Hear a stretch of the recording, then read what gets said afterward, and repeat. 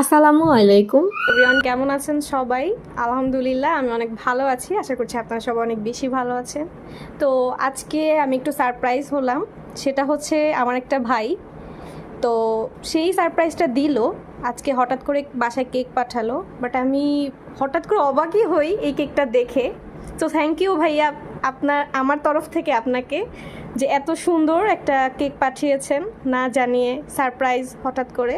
মানে কেকটা দেখে আমি এতটাই খুশি হয়েছিলাম যে আমি কি বলবো, আসলে আমি ভাষা খুঁজে পাইতেছি না।